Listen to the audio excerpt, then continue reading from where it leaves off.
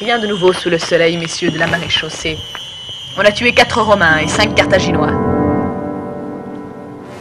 Le soir, tout ivre de figuier et d'ardentes rumeurs, tombe pâmé sur les blessures des cuisses des cavaliers.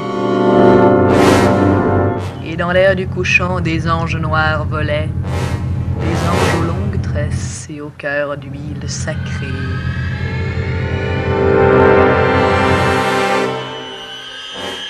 Rends-toi, ô mon cœur, nous avons assez lutté, et que ma vie s'arrête. On n'a pas été des lâches, on a fait ce qu'on a pu. Oh mon âme, tu pars ou tu restes, il faut te décider. Ne me tâte pas ainsi les organes, tantôt avec attention, tantôt avec égarement. Tu pars ou tu restes, il faut te décider. Moi je n'en peux plus, Seigneur de la mort. Je ne vous ai ni blasphémé, ni applaudi.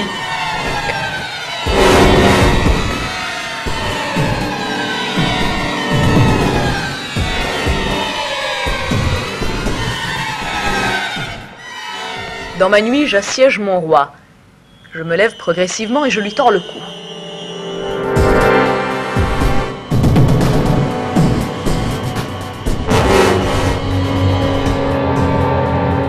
Il reprend des forces, je reviens sur lui et lui tords le cou une fois de plus. Je le secoue et le secoue comme un vieux prunier, et sa couronne tremble sur sa tête. Et pourtant c'est mon roi, je le sais, et il le sait, et c'est bien sûr que je suis à son service.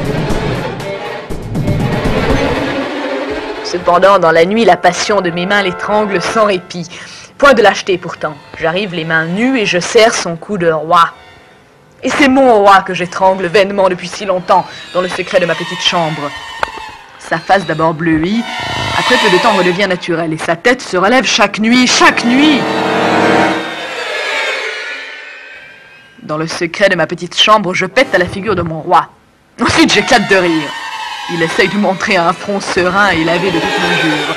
Mais je lui pète sans discontinuer à la figure, sauf pour me retourner vers lui et éclater de rire à sa noble face, qui essaie de garder de la majesté. C'est ainsi que je me conduis avec lui, commencement sans fin de ma vie obscure.